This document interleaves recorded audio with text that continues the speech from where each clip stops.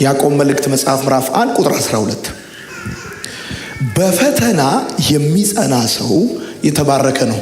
ምክንያቱም ፈተናን ሲቋቋም እግዚአብሔር ለሚወዱት የሰጠውን ተስፋ የሕይወትን አክሊል ያገኛል። አሜን ነው። መጽሐፍ ቅዱሳችሁን ከፍ አድርጎ ወደ ላይ ከኔ ጋር እኔ የምለውን ከኔ ጋር በሉ። እግዚአብሔር ሆይ አመሰግናለሁ፣ ቃልህን እወደዋለሁ፣ ካንተም እማራለሁ። የበዛ ሰላም፣ የማይወሰድ ደስታ፣ የድል ሕይወት ዛሬም ነገም ለዘላለም አለኝ። አሜን። ተባረኩ። ቁጭ በሉ። በያዕቆብ መልእክት መጽሐፍ ምዕራፍ 1 ከቁጥር 12 ጀምሮ ያለውን ይህንን አንዱን ቁጥር ብቻ እንመለከታለን። በክርስትና ሕይወት ውስጥ አንድ ሰው ሊረዳ የሚገባው ነገር ቢኖር ፈተና የሚባል ነገር የማይቀር ሀቅ እንደሆነ መረዳት አለበት። ወዳጆቼ ለምሳሌ ከዚህ ቶሮንቶ ስንት ኪሎ ሜትር እንደሆነ አላውቅም። እንደው ዝም ብላችሁ 400 ኪሎ ሜትር ነው ብላችሁ አስቡ ከዚህ ቶሮንቶ።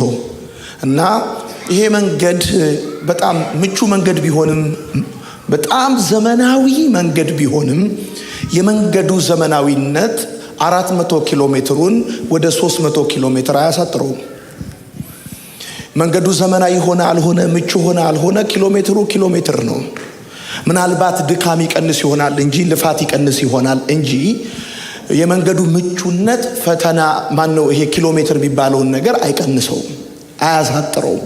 ልክ እንደዚሁ የእናንተ ጥሩ መሆን፣ እግዚአብሔርን መፍራት፣ ደግ መሆን፣ በብዙ ጥንቃቄ መኖር፣ መንፈሳዊ ሰዎች መሆን ፈተና የሚባለውን ነገር ከሕይወታችሁ እንደማያስቀረው እንድታውቁ ፈልጋለሁ። አንዳንድ ጊዜ በዚህ ውስጥ ያለን ቅዱሳን ብቻ ሳይሆን በተለያየ ቦታ እኔ ተቻለ መጠን እግዚአብሔርን ለማክበር፣ እግዚአብሔርን ለማስደሰት፣ በጽድቅ ለመኖር ጥረት አደርጋለሁ። ግን ሕይወቴ በፈተና የተሞላ ነው። ለብዙ ሰዎች መልካም ደግ አድርጌያለሁ። ግን ለምንድን ነው በሕይወቴ እንደዚህ አይነት ተግዳሮት የበዛው ብለን እንጠይቃለን። ስለዚህ አንድ ነገር እንድታውቁ ይገባል። የመንገዱ ምቹ መሆን ኪሎ ሜትሩን እንደማያስቀረው እንደማያሳጥረው፣ የእናንተ ደግ መሆን፣ መልካም መሆን፣ በብዙ መልኩ በጥንቃቄ ለመኖር የምታደርጉት ጥረት ይሄ ፈተና የሚባለውን ነገር እንደማያስቀረው እንድታውቁ ይገባል። እግዚአብሔር አምላክ በሕይወታችን የመደበልንን ትምህርት የምናገኘው በፈተና ውስጥ ነው። ለዚህ ነው ያዕቆብ ሲናገር በፈተና የሚጸና የተባረከ ነው አለ። አንድ ሰው ክርስቲያን ነው ማለት፣ መንፈሳዊ ነው ማለት፣ እግዚአብሔርን ይወዳል ማለት ፈተና የሚባል ነገር አይቀርለትም። ለምንድነው ፈተና የሚባል ነገር የማይቀረው? ወዳጆቼ እግዚአብሔር በሕይወታችን የመደበልንን ትምህርት የምናገኘው በፈተናው ስለሆነ ነው። እኛ ሰዎች የሕይወት ዘመን ተማሪዎች ነን። እኛ ሰዎች የሕይወት ዘመን ተማሪዎች ከሆንን ደግሞ ትምህርት ካለ ፈተና የሚባል ነገር እንዳለ ማሰብ ተገቢ ነው።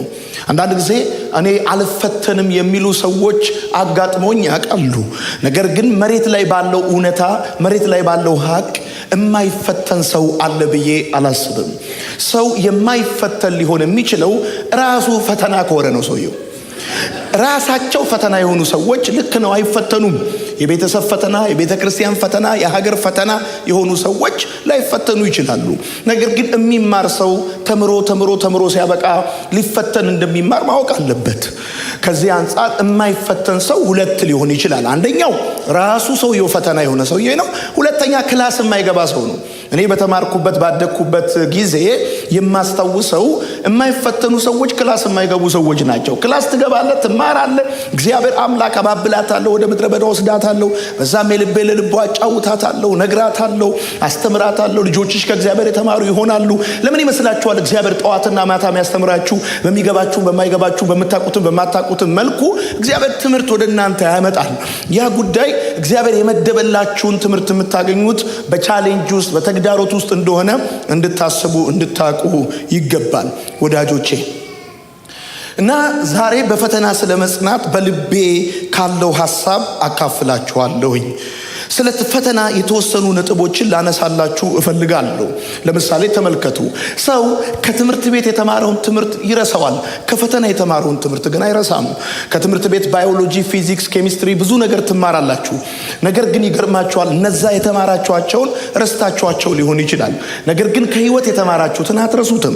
ከትምህርት ቤት የተማራችኋቸው ትምህርቶች አሸዋ ላይ እንደተጻፉ ጽሁፎች ናቸው። ከፈተና የተማራችኋቸው ትምህርቶች ግን ወዳጆቼ በአለት ላይ እንደተጻፉ ጽሁፎች ናቸው። ልክ በአለት ላይ የተጻፈ ነገር ንፋስም ዝናብም ቢመጣ እንደማይጠፋ ልክ እንደዛ ማለት ነው።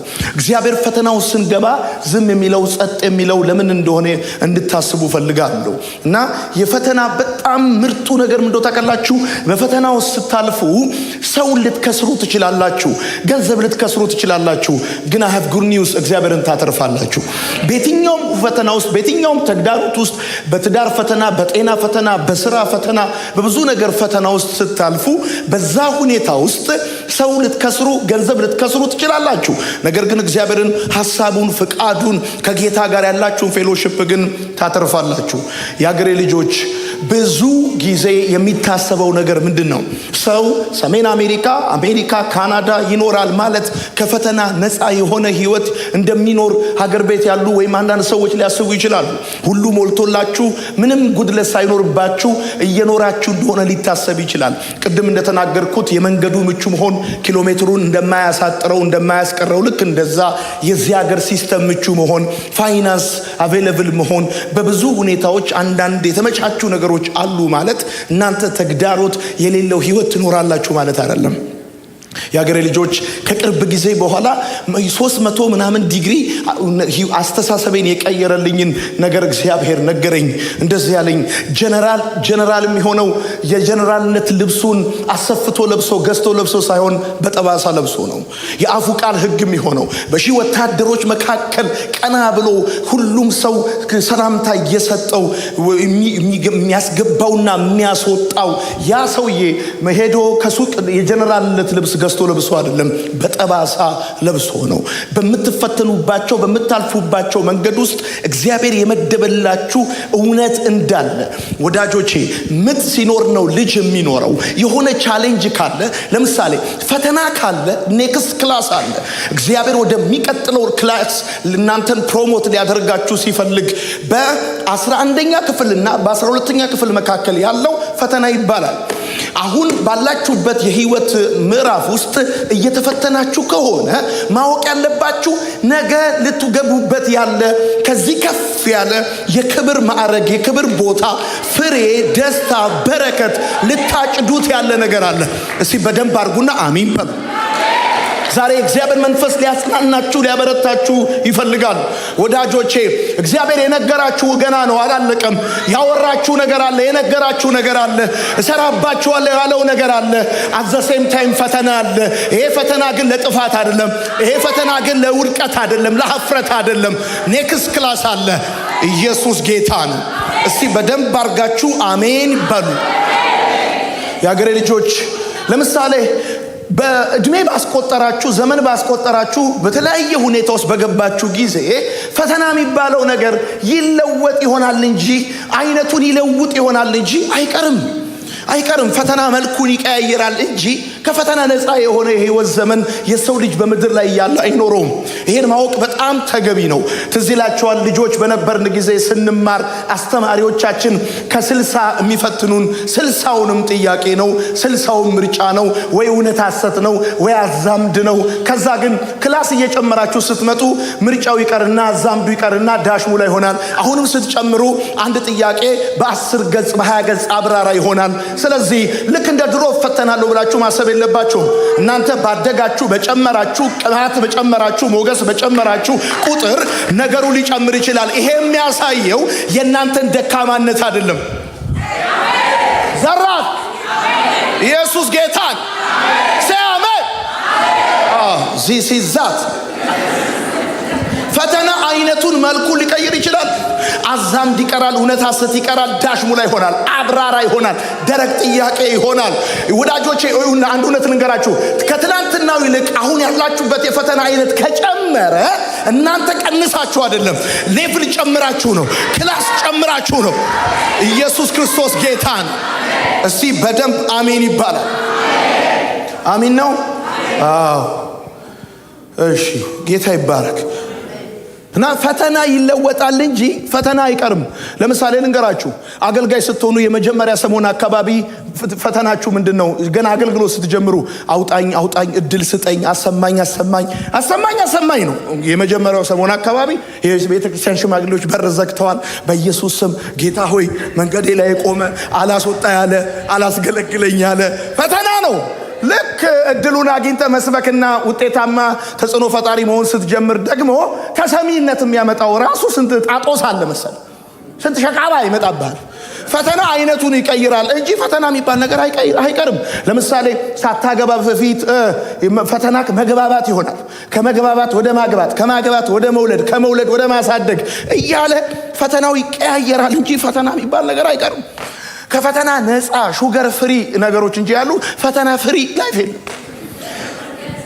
ምን ነው ፈተና ፍሪ የሆነ ሲዝን፣ ፈተና ፍሪ የሆነ ነገር የለም። ፈተና መልኩን ይለዋውጣል እንጂ ፈተና የሚባል ነገር አይቀርም። አስታውሳለሁ በጣም ልጅ በነበርኩኝ ጊዜ፣ ልጅም ባልሆን ግን በማስታውስበት ጊዜ አያቴ ቤት ነው ያደግኩት። እኔ አያቴ ወደ 25 ሰዎች አካባቢ ቤቷ ውስጥ ይኖሩ ነበር፣ እኔ በማስታውስበት ጊዜ ማለት ነው። ከዛም አንዳንዴ ይበልጣል፣ አንዳንዴ ያንሳል።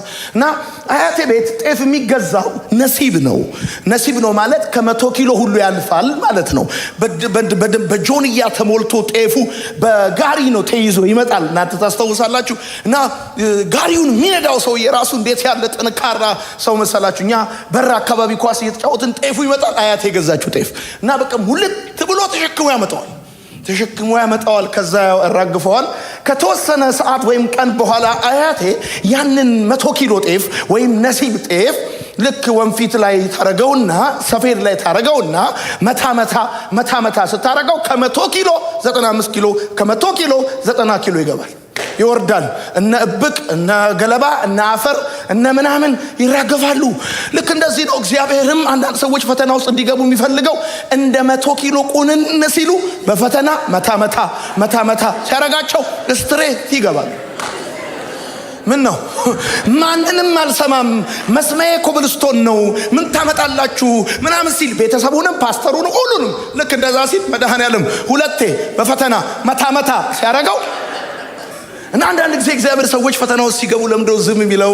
ቢኮዝ እግዚአብሔር ፈተናው ስትገቡ ዝም የሚለው ሀምብል ሊያረጋችሁ ስለሚፈልግ፣ ለርቱት ሊያረጋችሁ ስለሚፈልግ መጽሐፍ እንደዚህ ያለ ይሳኮር አጥንተ ብርቱ ነዋል ለመሸከም ዝቅ ይላል አለ። ልክ እንደዚሁ እግዚአብሔር አምላክ ዝቅ እንድትሉ ሲፈልግ፣ ትሁት ሊያረጋችሁ ሲፈልግ፣ ጌታ ይባረክ። መሰረታዊ ነገር ልንገራችሁ፣ ፈተና ካለ ኔክስት ክላስ አለ፣ ፕሮሞሽን አለ፣ ደረጃ ልጨምሩ ነው። ኢየሱስ ጌታ ነው። የሆነ የሰማይ አሰራር በእናንተ ህይወት ላይ እየሆነ ነው። አሜን ይባላል። ኢየሱስ ክርስቶስ ጌታ ነው። ታውቃላችሁ ወርቅ እሳት ቢጠላ አፈር ሆኖ እንደሚቀር ልክ እንደዛ ማለት ነው። ወዳጆቼ ለምሳሌ ፈተና ታውቃላችሁ ሁለት አይነት ነው ፈተና። የመጀመሪያው የፈተና አይነት ምን መሰላችሁ? የሚመጣብን ነው። ሁለተኛው የምናመጣው ነው። የሚመጣብን ፈተና አለ፣ የምናመጣው ፈተና አለ። የሚመጣብን ፈተና ምን ማለት እንደሆነ በኋላ ነግራችኋለሁ። የመጀመሪያው ለምሳሌ የምናመጣው ፈተና አለ። የምናመጣው ሄደን እኛ ራሳችን በራሳችን ጊዜ ሄደን የምናመጣው ፈተና። ለምሳሌ የምናመጣው ፈተና ራሱ ለሁለት ይከፈላል። አንደኛው ባለመጸለይ የምናመጣው ፈተና፣ ወደ ፈተና እንዳትገቡ ትጉና ጸልዩ አለ። ባለመጸለይ የምናመጣው ፈተና አለ። ለምሳሌ ሌላው ሄደን የምናመጣው ፈተና አለ። በሀገር ሰላም ከቤት ወጥተን ሄደን ተው ያሉ ተው ይቅርብ፣ ይሄ ነገር ልክ አይመስለኝም እየተባል ማንንም አንሰማም ብለን ሄደን የምናመጣው ፈተና። ለምሳሌ ኢንተርኔትን ኦን አርገህ ሃይ ብለህ ትልካል። በአገር ሰላም ሄደህ የምታመጣው ፈተና አለ። በአገር ሰላም ሚስትየው ተው ይቅርብ ቁጭ በል ምናምን ትሏል። ኖ ጓደኞቼ ጋር ሄዳለሁ ይላል። በዛ በሶፍት ድሪንክ የጀመረው ምናምን በመጠጥ ይሆናል። ከዛ የሆነ ነገር የፊት ጥርሱን ሲሉት ቁጭ። አንዳንዱ ፈተና ሄደን የምናመጣው ፈተና ሄደን የምናመጣው ትዳር እያለን፣ ስራ እያለን፣ ጥሩ ነገር እያለን፣ ቤተሰብ እያለን፣ ቤተሰብ እንደሌለን፣ ትዳር እንደሌለን ምናምን ብድግ ብለን ከሌሊት ላይ ሃይ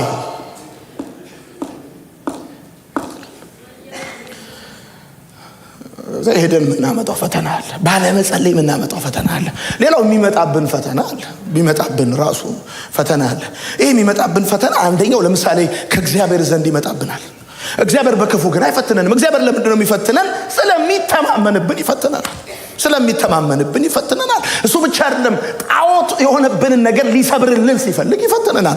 አይናችንን፣ ተስፋችንን፣ ልባችንን የጣልበትን ነገር ከኛ ሊወስደው ሲፈልግ፣ የተደገፍነው ነገር እንደማያዋጣ ሊያሳየን ሲፈልግ ማለት ነው። ገብቷችኋል? የማይሰበር ምርኩዝ፣ የማይንሸራተት አለት፣ የማይጠልቅ ፀሐይ እግዚአብሔር ብቻ እንደሆነ ሊያሳየን ሲፈልግ የዛን ጊዜ የሆነ መገራገጭ ይመጣል። ወዳጆቼ አንድ እውነት ልንገራችሁ። በፈተና የሚጸና የተባረከ ነው ማለት ምን ማለት ነው?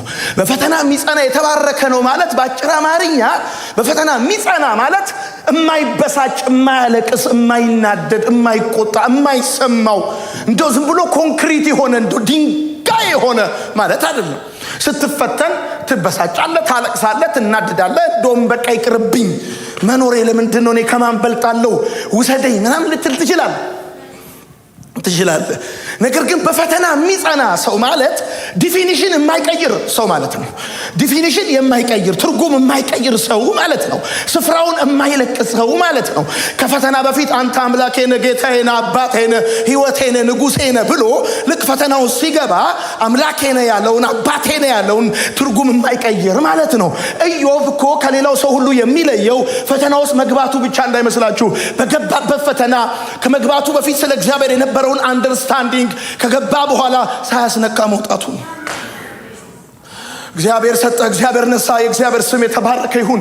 ሁሉን ታደርግ ዘንድ ቻይ እንደሆን ከሀሳብ ከቶ ሊከለከል እንደማይችል የማይቆጠረውን ታላላቅ ነገር የማይመረመረውን ብሎ ሲናገር ታዩታላችሁ። ሰው በዚህ ዘመን በፈተና የሚጸና ሰው ማለት ዲፊኒሽን የማይቀይር ሰው ማለት ነው። ጠዋት ወርቅ ያለውን ከሰዓት ጨርቅ የማይል፣ ጠዋት አንበሳ ያለውን ከሰዓት ሬሳ የማይል፣ ጠዋት አይ ላቭ ዩ፣ አይ ሚስ ዩ፣ አይ ኪስ ዩ እንዳላለሽ አይ ኪል ዩ የማይልሽ በፈተና የሚጸና ሰው ማለት እንደዛ ማለት ነው። ልንፈተን እንችላለን ወዳጆቼ። እኔ በጣም በህይወቴ ከምወዳቸው ንግግሮች መካከል የካፒቴኖች ንግግር ነው። ካፒቴኖች ፕሌን የሚያበሩ ካፒቴኖች አንዳንድ ጊዜ ተርቡላንስ ሲኖር የሚናገሩት ንግግር ወደዋለሁ። ክቡራና ክቡራት መንገደኞቻችን እንኳን ስታር አላይንስ አባል ወደሆነ ወደ ኢትዮጵያ አየር መንገድ ለመብረር መጣችሁ። አንዳንድ ሲያወሩ ራሱ አንዳንድ በደንብ ራሱ እና በፊት ለፊት የተወሰነ የመንገራገጭ ሊኖር ስለሚችል የተወሰነ የአየር ንቅናቄ ተርቡላንስ ስላለ ሁላችሁም ቀበቷችሁን ታጠቁ።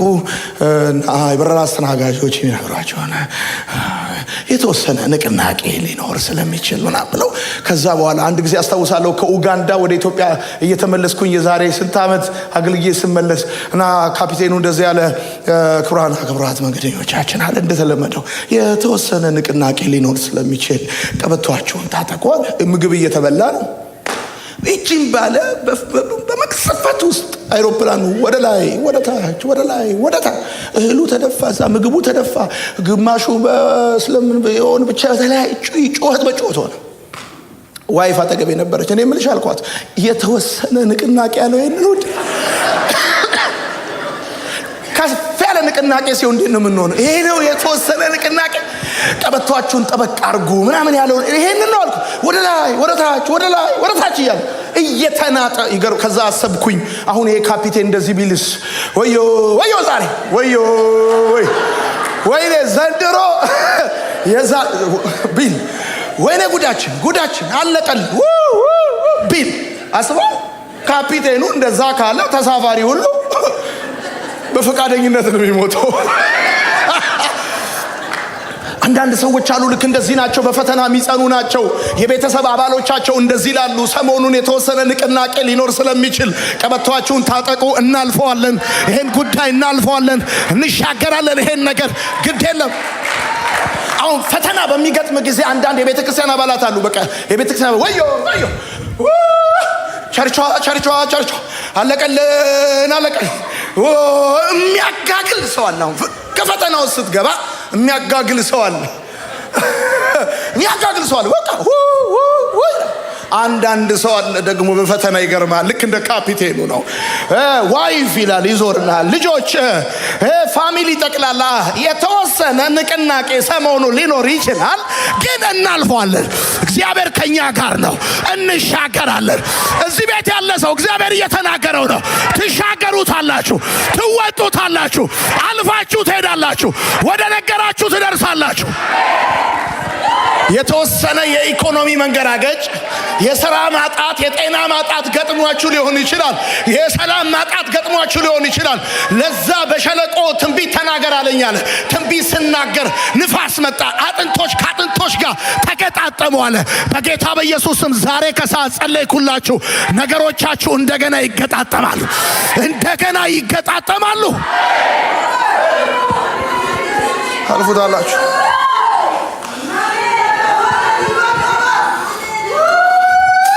አንዳንድ ጊዜ በአገልግሎቴ መካከል ስለ ባለቤቴ መናገር ደስ ይለኛል።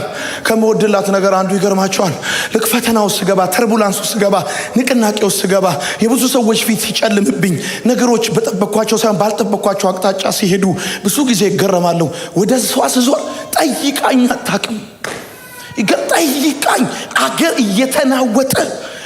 እየተናወጠ በቃ አበቃለት የሚል ጋዜጣዊ መግለጫ ብዙ ጴንጤ በእኔ ላይ እየሰጠ ወደ ሚስቴ ስዞር ስለ ጉዳዩ አታነሳም። አንስታብኝ አታውቅም። ታየኛለች፣ ሱፍ ግዛ ትለኛለች፣ ከረባት ግዛ። ኢትስ ኦኬ፣ እናልፈዋለን። ለጥቂት ጊዜ ነው። እንደዘመራችሁ አትቀሩም። እውነቴን ነው የምነግራችሁ። አንድ እውነት ልንገራችሁ።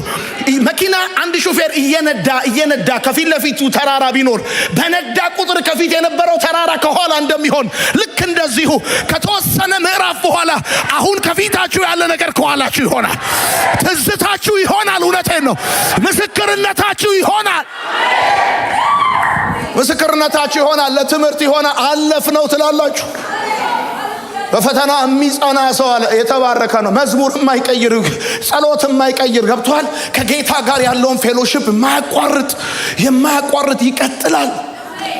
ኢየሱስ ጌታ። እስቲ አሜን በሉ። ኢየሱስ ጌታ ነው። ወዳጆቼ ፈተና የሚባል ነገር አይቀርም። ፈተና የሚባል አንድ ሰው ፈተናው ካቅሙ በላይ ሲሆን በምን ይታወቃል ካልከኝ፣ አንድ ሰው ፈተናው ካቅሙ በላይ ሲሆን ማልቀስ ያቆምና መሳቅ ነው የሚጀምረው። አዎ ጌታ ይባርክሽ። አንድ ሰው ፈተናው ካለ ስማ፣ አሁን ባለበት ፈተና እያለቀስክ ከሆነ ባቅም ልክ ነው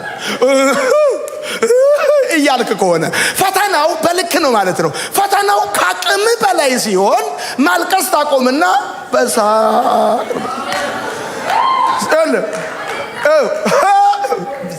ትሞታለህ። እምባይ ጀመረው ደግሞ ይለዋል። አንተ የምትስቀው ሞልቶልህ ይመስላችኋል። ምን ሆነ እንደሆነ የሚያውቀው ጌታ ብቻ ነው። እምስቀው እውነቴን ነው የምነግርህ። እኔ አሁን አንዳንድ ጊዜ በቃ ነገሩ ከአቅሜ በላይ ሲሆን አልቀስ አቁሜ መሳቅ ነው የምጀምረው። አንድ ሰው ሳቀ የሚባለው ጎረቤቱ እስኪሰማው ከሳቀ ነው። ሳራ የጠበቀችው ዓመታት ረዥም ናቸው።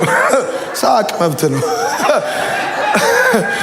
የጠበቀችው ዓመታት ረዥም ነው እና እንደዚህ ያለ የዛሬ ዓመት በዚህ ጊዜ ወንድ ልጅ ትወልዳለች ሲሏት በሳቅ ሞተች።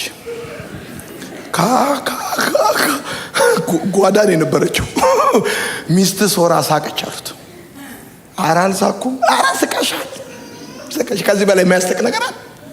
በ90 ዓመቷ አጭር አስለብሶ ሽቶም ሽሮም እንዲያስጠላት ሲያረጋት ቀስ ብላ እንድትሄድ ሲያረጋት ከዚህ በላይ ሳቅ በሳቅ ሆነ። ባክ ሄሎ። አሁን እያስለቀሳችሁ ያለ ፈተና ካለ ባቅማችሁ ልክ ነው። ማልቀስ አቁማችሁ መሳቅ ከጀመራችሁ በቃ ነገርየው ከቁጥጥራችሁ ውጭ ሆኗል። ሰይጣን ኮንፊውዝድ ነው የሚሆን። ስታዩት ነው የሚገባው። ግራ ነው የሚገባው። መርዝ ትጠጣላችሁ፣ ገመድ ትገዛላችሁ፣ ከፎቅ ትወድቃላችሁ ብሎ ሲጠብቅ እናንተ ትስቃላችሁ። ኢየሱስ ጌታ ነው። God is in control። እግዚአብሔር ነገሩን ተቆጣጥሮታል። እውነቴን ነው የምነግራችሁ። እግዚአብሔር ነገሩን ይዞታል። አሜን ነው ወይ? say አሜን። እንደዚህ አይነት የቤተ ክርስቲያን አባላትና አገልጋዮች የቤተሰብ መሪዎች ባሉበት ቦታ እንዴት ደስ ይላል መሰለ። አይዟችሁ የተወሰነ ንቅናቄ ሊኖር ስለሚችል ሚል የሚያረጋጋ ማለት ነው። ታውቃላችሁ ለምንድን ነው እግዚአብሔር በምንፈተን ጊዜ ዝም የሚለው ጸጥ የሚለው? እግዚአብሔር ለምንድን ነው ስንፈተን ስንጨነቅ ግራ ሲገባል ያቀርነው ነገር ሲበላሽ የያዝነው ነገር ሲበተን ብዙ ነገሮች ጀርባቸውን ሲሰጡን ምናምን ለምንድን ነው እግዚአብሔር ጸጥ የሚለው? ምክንያቱም እግዚአብሔር በፈተና ጊዜ ጸጥ የሚለው በፈተና ጊዜ ዝም ማለት የአስተማሪው ባህሪ ስለሆነ። በፈተና ጊዜ እኮ አስተማሪ አያወራም። ከፈተና በፊት ነው አስተማሪ የሚያወራው። ባዮሎጂ ኢዝ ዘ ብራንች ኦፍ ናቹራል ሳይንስ እያለ ይጽፋል። ዚስ ኢዝ ዛት ምናምን ይላል። የፈተና ሰዓት ጸጥ ይላል። እጁን ወደ ኋላ ዞሮ አባ አንተ ትመጣ አባ የኔ ጌታ ዝም አታየኝም ወይ? ጸጥ። የኔ ጉዳይ ያንተ ጉዳይ እግዚአብሔር ትቶት አይደለም። በፈተና ጊዜ ዝም ማለት ያስተማሪው ባህሪ ስለሆነ ነው። አሜን ነው። እና ፈተና የሚባለው ነገር ወዳጆቼ የማይቀር ሀቅ እንደሆነ እንድታቁ እንድትገነዘቡ ይገባል። የምትጽፉ ሰዎች እንቀጥላለን ትምህርታችንን። አሁን ዛሬ መናገር የምፈልጋቸውን ሀሳቦች ቶሎ ቶሎ እያልኩኝ እናገራለሁ። ኦኬ ወዳጆቼ የ50 የ60 የ70 ዓመት ልደት የሚወጣው ከ3 ሰዓት ምጥ ከ3 ቀን ምጥ ነው። ታውቃላችሁ ምጥ ሲኖር ነው ልጅ የሚኖረው። ምጥ ማንም ላይ አይመጣም። ቅባት በባህሪው አዋራ ይስባል። ኢትስ ኦኬ ቢ ስትሮንግ። መጽሐፍ እንደዚህ ያለ በፈተና የሚጸና ሰው ዲፊኒሽን የማይቀይር ሰው ምን ማለት ነው የሚለውን በኋላ በደንብ አወራለሁ። ፈተና ምን አይደለም መሰላችሁ የምትጽፉ ሰዎች፣ ዛሬ ማውራት የምፈልግበት ዋናው ሐሳብ ይሄ ነው። ፈተና የመጀመሪያው ነገር ቅጣት አይደለም። ቅጣት አይደለም። ብዙ ጊዜ የሚመስለን ነገር ምንድነው ብለን የምናስበው ነገር ምንድነው?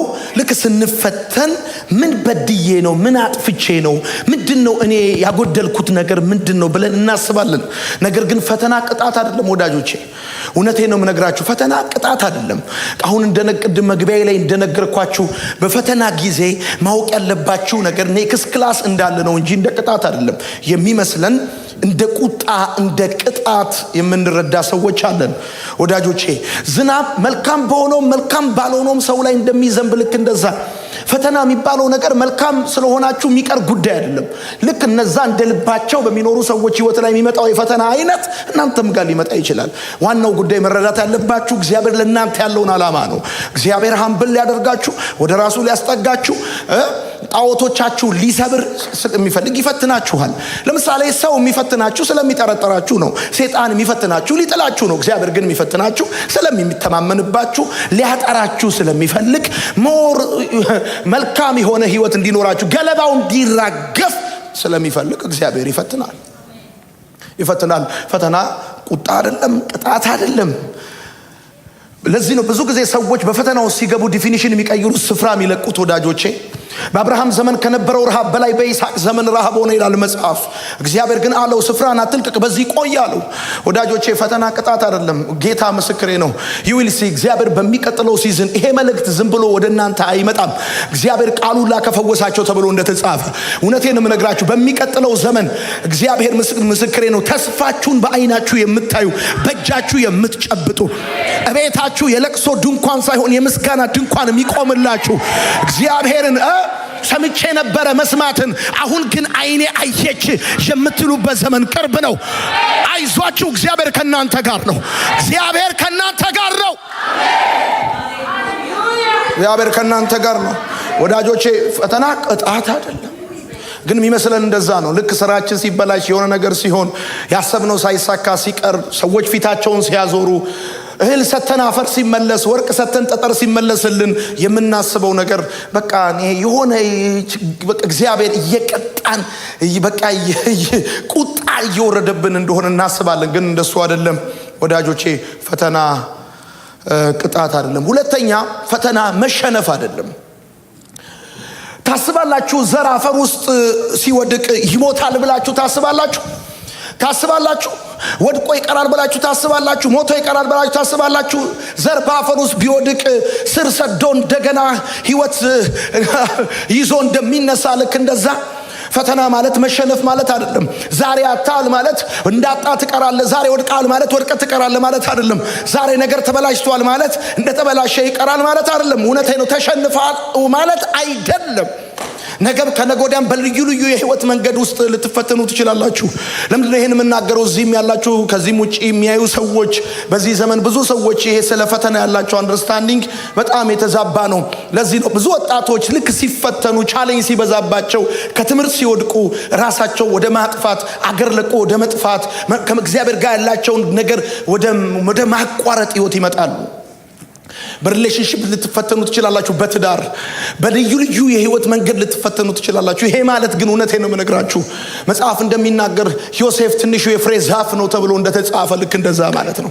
እኔ እንደዚህ እላለሁ ብዙ ጊዜ ሰዎች እኔን ማቆም ከፈለጉ፣ እኔን ማጥፋት ከፈለጉ ማድረግ ያለባቸው እኔን አፈር አለማስነካት ነው።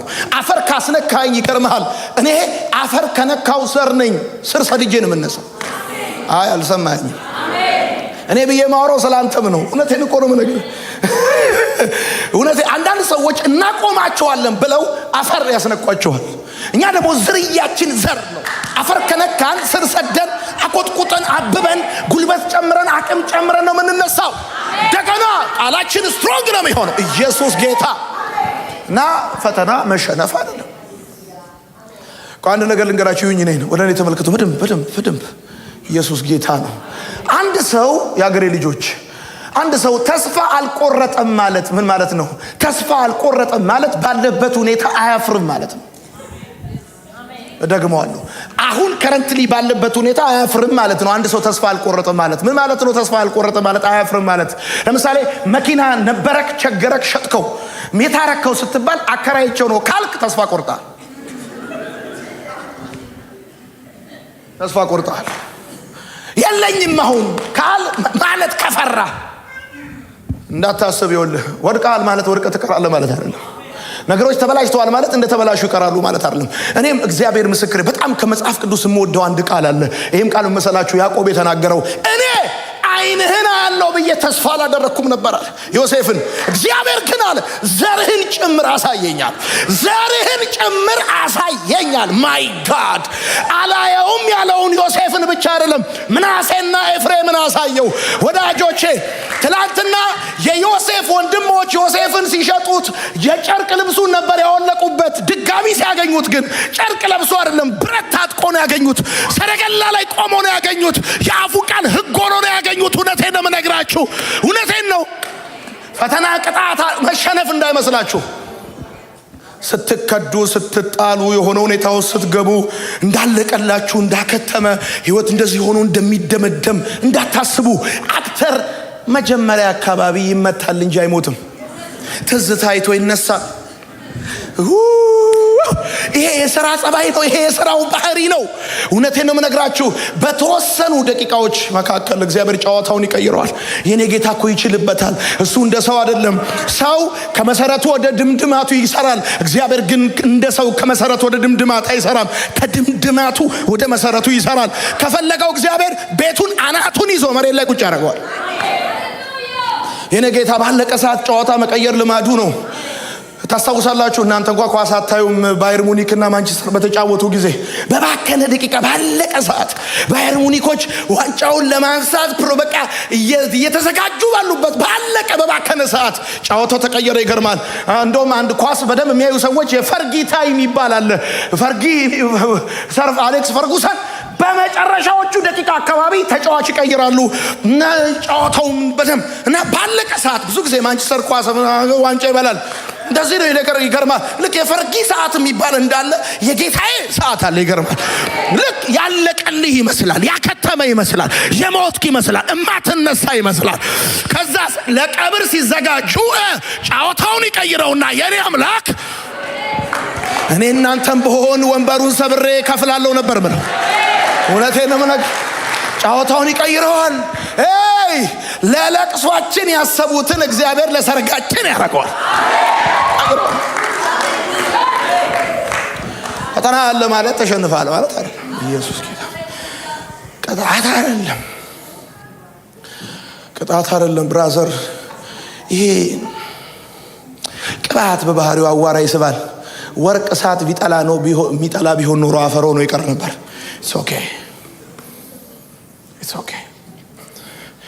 It's okay. ጋድ ዘማቾች ይዘምቱበታል አለ መጽሐፍ። እሱም ደግሞ ተከታትሎ ይዘምትባቸዋል አሉ። እነ ንፍታሌም የተፈታ ሚዳቋ ነው፣ መልካም ቃልን ይሰጣል አለ። በቃ ንፍታሌም ኳይር ነው። እነ ጋድ ደግሞ አሉ፣ ጠላቶች ይዘምቱባቸዋል። እሱም ተከታትሎ ያልፋል። ስለ ህይወት እንደዚህ ሆኖ ያበቃል ማለት አይደለም። ነገር ይቀየራል ስላችሁ ምን ነው? አረ ፈገግ በሉ። ደህና ናችሁ? ኢየሱስ ጌታ ነው። እውነቴን እኮ ነው የምነግራችሁ። ልጅ የሚሰጠው እድሜ አይደለም እግዚአብሔር ነው። ኢየሱስ ጌታ ነው። እድሜ አይደለም እግዚአብሔር ነው። ኢየሱስ ጌታ ነው። እና ሶስተኛው ፈተና ለምሳሌ መጨረሻ አይደለም። ምጽፉ ሰዎች መጨረሻ አይደለም። ሌሊቱ የቱንም ያህል ቢረዝም መንጋቱ ግን አይቀርም። መጨረሻ አይደለም። ለዚህ ነው በክርስቲያን ወደቀ ሲባል እንዳይመስል ወድቆ የሚቀር እንዳይመስል። ለክርስቲያን ፈተና መጨረሻው አይደለም።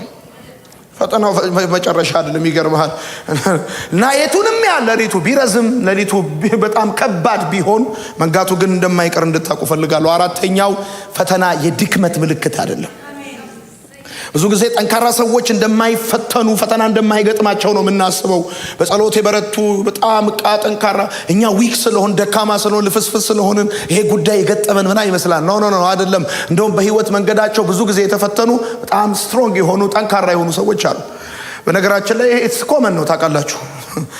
እና እሱ ብቻ አይደለም። አምስተኛ ፈተና መግቢያ ብቻ አይደለም ያለው፣ መውጫም አለው። በሸለቆ በር ገባው በሸለቆ በር ወጣው ተብሎ እንደተጻፈ ፈተና የሚባለው ነገር መግቢያ ብቻ ሳይሆን ያለው መውጫም እንዳለው ማወቅ በጣም ተገቢ ነው። እኛ ሰዎች ብዙ ጊዜ ፈተና ሲገጥመን የመጀመሪያው ሁኔታችን ምን ይመስላል ብላችሁ ከጠየቃችሁኝ የመጀመሪያው ፈተናችን እኔ አይደለሁም ብለን ለመካድ እንሞክራለን። እኔ ነኝ እዚህ ሁኔታ ውስጥ ያለሁት እኔ ነኝ። ጌታ ሆይ አሁን ካናዳ መጥቼ እንዲህ አይነት ኑሮ እየኖርኩ ያለሁት እኔ ነኝ። እኔ አይደለሁም። አረ እኔ አይደለሁም፣ የሆነ ሰው ነው። የመጀመሪያ ጊዜ ልክ ከባድ ፈተናው ስትገቡ እኔ ነኝ። ሜዲካል የሆነ ሪፖርት ሲሰጣ አይታችሁት ይሄ የኔ ሕክምና የኔ አይደለም፣ ስሙን ተሳስቶ ነው። እንደገና ሌላ ቦታ እመረመራለሁ። ራሳችንን ከፈተናው ለመለየት ጥረት እናደርጋለን። አሁን ዛሬ መናገር ወደ ፈለኩት ሐሳብ መጥቻለሁ። ራሳችንን ተመልካች ለማድረግ እንሞክራለን። ፈተና ሲገጥመን እኔ አይደለሁም እንዴ የነገረኝ ሌላ እየሆንኩ ያለሁት ሌላ የተሳሳተ ነገር ነው ወደ ህይወቴ እየመጣ ያለው ብለን እናስባለን። ከዛ ሁለተኛ ላይ አሁን መጀመሪያ ራሳችንን ለመነጠል እንሞክርና ከዛ ሁለተኛ ላይ ደግሞ እንንገዳገዳለን። ምን ማለት ነው? አንድ ቀን ጠንካራ ሌላ ቀን ደካማ እንሆናለን። ልክ ፈተና ውስጥ ከገባን በኋላ አንድ ቀን እንደ ሰባኪ ያደርገናል። አይዟችሁ ኢየሱስ ጌታ ነው ምናምን ትልና በሚቀጥለው ቀን ቁጭ ብለህ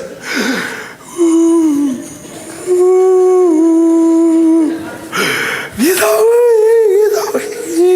ትልና ከዛ ቀጥለህ ወገኖቼ መልሰ አይዟችሁ።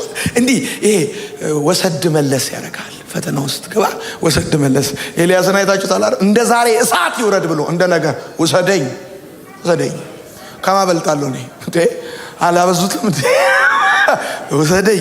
ምን ልላችሁ ፈልጌ ሰው ፈተና ሲገጥመው እሳት ብሎ እንደ ትላንትና እንደ ዛሬ ደግሞ ውሰደኝ ሊል ይችላል። ኢትስ ኦኬ። አሁን ብዙዎቻችሁ እዚህ ውስጥ ያላችሁ ሰዎች ፈተና ጠንካራ ሰዎች የማይገጥማቸው ደግ ልፍስፍስ የመሆን ምናምን ውጤት ይመስላችኋል። ነው አይደለም። ኢትስ ኦኬ። እንደዚህ አንድ ቀን ተስፈኛ ሌላ ቀን ተስፋ ቢስ እንደዚህ ያወዛውዛችኋል። ፈተናው ራሱ እንደዛ ያረጋችኋል እንዴ። እውነት እኮ ነው። ያመናችሁት ሰው ብዙ ነገር ያረጋችሁለት ሰው ሲከዳችሁ እንዴ አንድ ቀን ፕሮግራም ስትመራ ነበር 3 ጊዜ ስትል ነበርክ ሰው።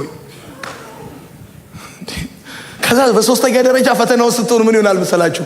አይናችሁ እንደ ኮካኮላ ወደ ይከፈታል። የመጀመሪያው እኔ ነኝ እኔ አይደለሁም፣ እኔ ነኝ እኔ አይደለሁም፣ እኔ አይደለሁም ምናምን ያምራችኋል። መካድ ነው ያምራችሁ። እዚህ ሁኔታ ውስጥ ያለሁት እኔ ነኝ ምናምን። ከዛስ አንተ ነህ ሲሉ እሺ እኔ ነኝ ትላለህ። ከዛ በኋላ አንድ ቀን ጠንካራ፣ አንድ ቀን ደካማ፣ አንድ ቀን ተስፈኛ፣ አንድ ቀን ተስፋ ቢስ ምን አይነት ስሜት ይሰማሃል ብያለሁ። በሶስተኛ ደረጃ አይን እንደ ኮካኮላ ይከፈታል። ትልቅ የነበረው ትንሽ ሆኖ ይታያል። ትንሽ የነበረው ትልቅ ሆኖ ይገለጥልሃል፣ ይከፈትልሃል። በቃ እንዴ ትላለህ። በቃ ወዳጆቼ ብዙ ነገር እንደውም የገባችሁ ከፈተናው በፊት ሳይሆን ከፈተናው በኋላ ነው። ለካ እንዲህ ነው የሚኖረው፣ ለካ እንዲህ ነው። ቅድም ነግራችኋለሁ። ሰው ከትምህርት ቤት የሚማረውን ይረሳዋል፣ ከፈተና የሚማረውን ግን አይረሳውም። ምን ነው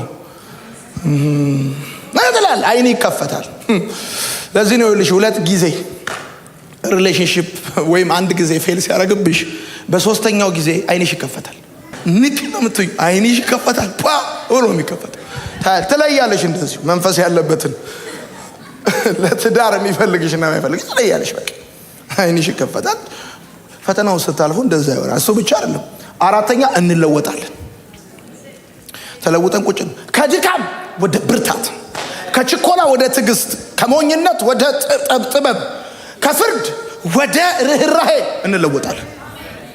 ይገርማል። ፈተናው ዝም ብሎ አይደለም ፈተናው ሆኖ የሚያልፈው። በእናንተ ህይወት ላይ የሚያመጣቸው ተጨባጭ ውጤቶች አሉ።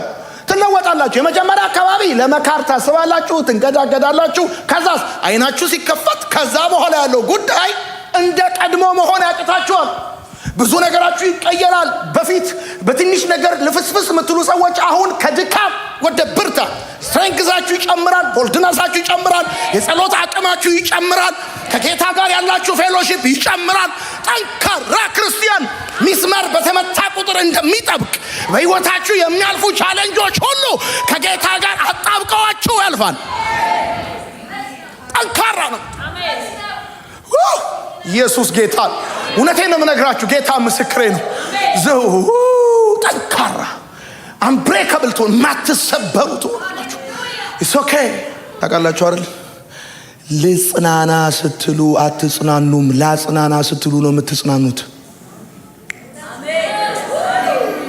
በቃ ይገርማል። ፈተናው ስትገባ፣ በቻሌንጁ ስታልፍ ልክ እንደ ሚስማር ነው የምትሆነው።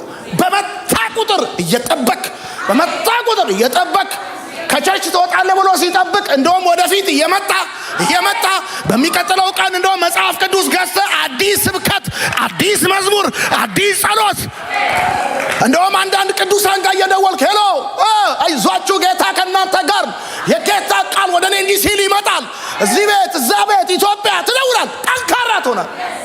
ሲያይ ሰውዬ ጭራሽ እናቆመዋለን ብለን እየጠነከረ ሄደ ሰውዬ ነው። ጠንክራ ቁጭ ጌታ ምስል እኔ አሁን ሞራሌን ቤት አስቀምጬው ነው የምወጣው። ማንም አያገኘውም፣ ሊሰብሩት አይችሉም ሞራሌን። አሜን አሜን። የሆነ ጉዳይ ሲገጥማችሁ ሻሽ እያሰራችሁ በቃ የምትሉ ሰዎች ነግሬያችኋል። ምን ነው የሚበቃው? ምኑ ነው የሚበቃው? ሲጀመር ምን ተኖረና ነው የሚበቃው? ገና የነገረኛለ ያወራኛለ። አሜን። ጌታ ምስክር ነው። እግዚአብሔር በእናንተ ህይወት ላይ ያየላችሁ አንድም ነገር ሳይቀር ይፈጸማል፣ ይሆናል። ደግሞ እግዚአብሔር አምላክ እንዲህና እንደዛ አደርጋለሁ ብሎ ሲነግራችሁ፣ ቃል ሲገባላችሁ፣ ጸባያችሁን አይቶ፣ ቁመታችሁን አይቶ፣ ትምህርት ደረጃችሁን አይቶ፣ የጸሎት ህይወታችሁን አይቶ አይደለም፣ ራሱን አይቶ ነው። አደርጋለሁ ብሏችኋል፣ ያደርገዋል። እና በፈተናው ስትገቡ አይናችሁ ከተከፈተ በኋላ ጠንክራችሁ ቁጭ በቃ። እንደውም ታላቅ ፕሮግራም፣ ታላቅ ኮንፈረንስ ለምሬን ያልኳችሁ ፈተና ውስጥ ባለፋችሁ ቁጥር ቬሪ ስትሮንግ የሆናችሁ ካንተ የተነሳ በሆነልኝ እኔ ከዘመርኩ ትፈሳላችሁ ብዬ ነው ወደ ቤት ጉባኤውን እንዳልበትነው ብዬ ነው ማልዘምረው። ግን እውነቴን ነው። ካንተ የተነሳ በሆነልኝ ነገር አይደለ አድርገህልኛልና ለዘላለም አመሰግናለሁ። ጠንካራቱ ከዛ ከችኮላ ወደ ትዕግስት ትመጣላችሁ። ባይዘው በፈተና ውስጥ በፈተና የሚጸና ሰው አለ መጽሐፍ። በፈተና የሚጸና ሰው ምን ማለት እንደሆነ መጨረሻ ላይ ነው ማወራው። ግን በፈተና የሚጸና ሰው ወዳጆቼ ከችኮላ ወደ ትዕግስት ይመጣል። በቃ ከዚህ በፊት ወደ ታረግ የነበረውን አሳድረ ነው የምታየው። ይሄ ወሳኝ ነገር ነው። ከባለቤት ጋር ልመካከር እንደማለት ያለ ምርጥ ነገር የለም። ለምን ካልከኝ እኔ ባለፉት 14 የጋብቻ ዓመቴ ውስጥ የትዳር ዓመቴ ውስጥ የተረዳሁት ነገር ቢኖር እንደ ሚስት ያለ እውነተኛ ነብይ በምድር ላይ የለም። ተው ትላለች፣ ይቅርብ ትላለች፣ አይ ትለኛለች። አንቺ ደግሞ እላለሁ፣ አንቺ ደግሞ ችግር አለብሽ እላለሁ። ተው ይመታሃል ትለኛለች። ከዛስ ይገነጥለኛል። ከዛ ስመጣ ተው ተብያለሁ አይደል? እየተነገረኝ በመመታቴ የተመታሁት አሳምሞኛል። እንደገና ተው ስባል ተናድጃለሁ። ገና ወደ ቤት ስገባ ምንድን ነው ይሄ እዚያ ያ ምን አለ ትረብሻ ይሄ ምንድን ነው ያ ከዛ ዝም ብዬ ከመሬት ተነስቼ ይሄ ማስታጠቢያ እስቲ እቃውን እንደዚህ አድርጋችሁ ምናምን ካልኩኝ ዋይፍ እኔ የምልህ መታ እንዴ መታ አሁንስ የሆነ ነገር ሲሆን አሳድረን ምን ይመስልሻል? እንዲህ ይመስለኛል። ላን ፈተና 2 3 መታ ሲያደርግ የፈጠነ ስትል የነበረውን ቆይ አሳድረን እንየው፣ ነገንም ችግር የለም ቀስ ብለን እንወያያለን ትላለህ። ከሞኝነት ወደ ጥበብ፣ ከፍርድ ወደ ርህራሄ ትመጣለህ። ይሁን እኔ ትንሽ ተናግሬያለሁ። በፈተና ውስጥ ያለፈ ሰው ንግግሩ ቁም ነገር አለው። በፈተና ውስጥ ያለፈ ሰው ንግግሩ ለስብራት ጠገን፣ ለሐዘን መጽናኛ፣ ለቁስል መድኃኒት ነው። የተፈተነ ሰው እንዴት ያለ በጣም ይኸውላችሁ ለጓደኝነት፣ ለትዳር፣ ለብዙ ለሥራ አብሮ ለማገልገል በጣም የሚመች ሰው በፈተና ውስጥ ያለፈ ሰው ነው። ለምሳሌ በፈተና ውስጥ ያለፈ ሰው ይራራላችኋል እንጂ አይፈርድባችሁ፣ ያግዛችኋል እንጂ አይፈርድባችሁ። ተፈትኖ ያውቃል፣ አልፎበት ያውቃል፣ በእንደዚህ አይነት ጉዳይ ገብቶ ያውቃል። እውነት እኔ በህይወቴ የምፈራው አጥፍቶ ጠፊ አይደለም፣ በፈተና ውስጥ አልፎ የማያውቅ። ለምሳሌ እኔ መጽሐፍ ልገዛ መጽሐፍ ቤት ስገባ ገልጠውና ጸሐፊው የቸርች መሪ ነው አይደለም የሚለው ላይ ያለው ለምን ተሸክሞ የሚጽፍ ሰው መጽሐፍ ነው ማነበው እንጂ እስከርፍ ገዝቶ ጥበብ ጠርታኛለች ብሎ ማኪያቶ እየበጠበጠ የጻፈውን አላነብም። እኔ ቡጢ ለሰጪው ቀላል ነው። ምን ነው በፈተና ውስጥ ያለፈ ሰው ቬሪ ሃምብል ነው። ይገርማችኋል። አቤት በጣም ሩሩ ይሆናል። በፈተና ውስጥ በምትገቡ ጊዜ ወይም በፈተና ውስጥ በምታልፉ ጊዜ በጣም የሚገርማችሁ ነገር ልንገራችሁ። እናንተ በጣም የምትጠብቋቸው ሰዎች አሉ። በጣም ኤክስፔክት የምታደርጓቸው ሰዎች አሉ። ነገር ግን እነዛ ሰዎች እንደ ጥላ እንደሚሄዱ ወቁ። እንደ ጥላ ነው የሚሄዱት። ለምን መሰላችሁ? እንኳን ሰው የገዛ ጥላችሁ ሲመሽ ትቷችሁ ይሄዳል። ሲመሽ ስትቸገሩ፣ አጣብቂኝ ውስጥ ስትገቡ፣ ነገር ያለቀ ሲመስል ሰው ትቶ መሄድ ኤክስፔክት ያደርጓችሁ። ስልክ መዝግባችሁ በሰላሙ ጊዜ ረጅም ሰዓት ስልካችሁ እስከሚግል ራሱ እስከሚግል ብታወሩ አብራችሁ የምትጠጡ ምናምን ማለት ብቸገር ይደርስልኛል፣ የጭንቅ ቀን ይመጣልኛል፣ የአደጋ ጊዜ ተጠሪ ይሆንልኛል ያላችሁት ሰው በጣም የሚገርማችሁ እንደ ጥላ ይሄዳል። እነዛ ሰዎች ቃላቸው ቁስል ይሆናል። እንኳን ሊፈውሳችሁ በቁስላችሁ ውስጥ እንጨት እንደመስደድ ይሆናል። በቃ ቢያው ይሄን እርግጠኛ ሁኑ።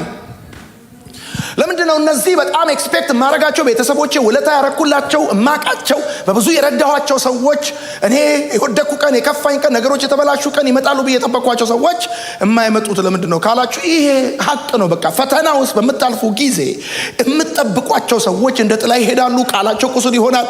ዝምታቸው ሰዓት ይሆናል።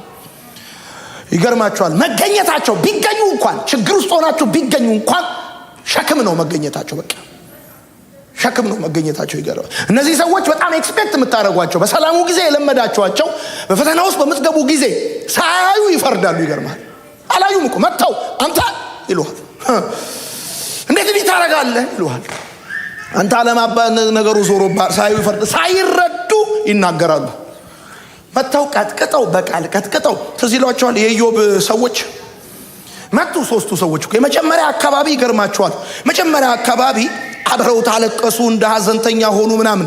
7 ቀን አብረውት ቆዩ ምናምን። ከዛ በኋላ ከማጽናናት ወደ መውቀስ መጡ። እንደዚህ አይነት ሰዎች አሉ። በቃ በችግሬ ጊዜ ይደርሱልኛል የምትሏቸው ግን ችግር ውስጥ ስትገቡ ደውለው ረዥም ወቀሳ፣ ረዥም ትችት የሚሰነዝሩባቸው ሰዎች አሉ። እንደዚህ አይነት ሰዎች እነዚህ አይነት ሰዎች ሳይቆሙ ይሄዳሉ። አትደናገጡ። ሳይሰጡ ይጠብቃሉ። ከሌሎች ጋር ያወዳድሯቸዋል። አሁን እንትናን አይተዋል ይለዋል።